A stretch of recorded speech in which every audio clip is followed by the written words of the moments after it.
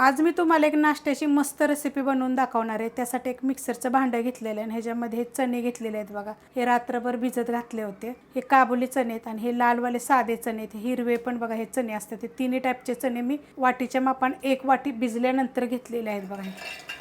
त्यात टाकायचे आपल्याला सेम वाटीच्या प्रमाणात अर्धी वाटी रवा। बारीक घेतला चालतोय, मोठा जरी असला तरी चालतोय। अर्धी वाटी बघा मी दही घेतलेलं आहे। ह्याच्यामध्ये मी टाकणार आहे 2 हिरव्या मिरच्या। चवीप्रमाणे टाकूया मीठ आणि हे मिक्सरला एकदम बारीक करून घ्यायचे। बारीक करून घेतलंय बघा आणि त्याच्यामध्ये बारीक करताना मी थोडंसं पाणी टाकलेलं, थोडंसं म्हणजे अर्धी वाटी जरी पाणी टाकलं तरी चालेल। वाडगं घेतलेलं त्यामध्ये बघा हे टाकून घेऊया बघा अशा पद्धतीमध्ये। पॅन ठेवलाय बघा गरम करायला। त्याच्यावर आपण थोडंसं पाणी शिपडायचं। पाण्याच्या जागी तुम्ही तेल जरी शिपडलं तरी चालेल। पुसून घेऊया।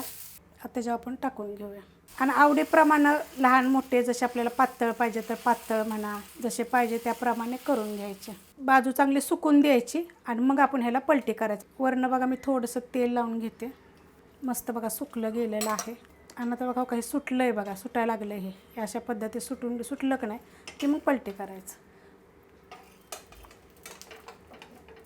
बघा मस्त भाजलेलं आहे अशा पद्धतीमध्ये। आता खालची साईड आपण भाजली का बघूया। बघा मस्त अशी भाजली गेलेली एकदम छान अशी होते बघा।